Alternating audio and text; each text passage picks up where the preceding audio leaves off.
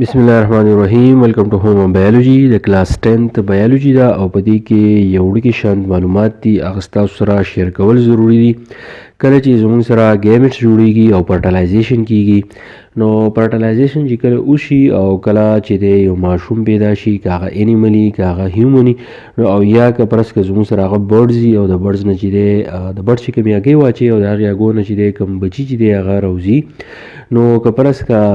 هیچینګ وشي د یاګو نه چې دی بچي روزي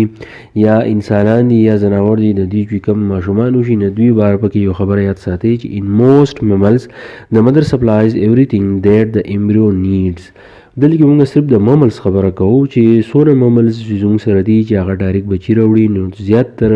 کار زیاتر رول په دې کې د چا دی هغه د مور دی ځکه چې د کوم ماشوم زموږ سره جوړیږي نو هغه د ایمبریو نه جوړیږي او د ایمبریو چې ده نو هغه د مملز کې چې کوم فیمیل وي نو د فیمیل په بدن کې چې دی نو هغه دننه جوړیږي نو د دغې خیال ساتلو دپاره چې دی په کوم ممل کې چې کوم مور وي نو په هغې باندې ډېر زیاته ذمهواري راځي ځکه چې دې له اکسیجن ورکول دا وله هم د مور د بدن نه چې دی ځي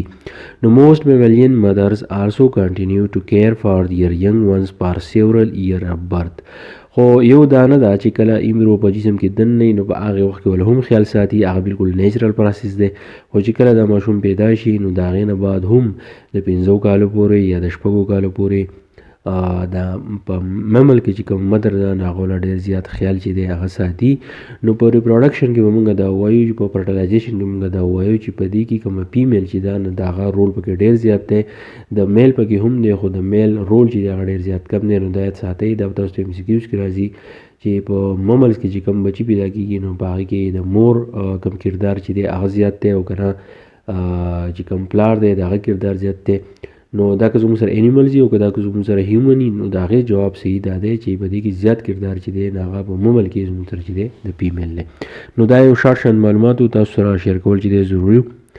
او خپل فیډبیک چې دی ماله ضرور راکړئ بل لیکچر چې دی هغه فیوژن اف ګیمټس فرټیلایزیشن دی انشاءالله چې دی زه ډېر زر اپلوډ کوم تھینک یو ډېر مننه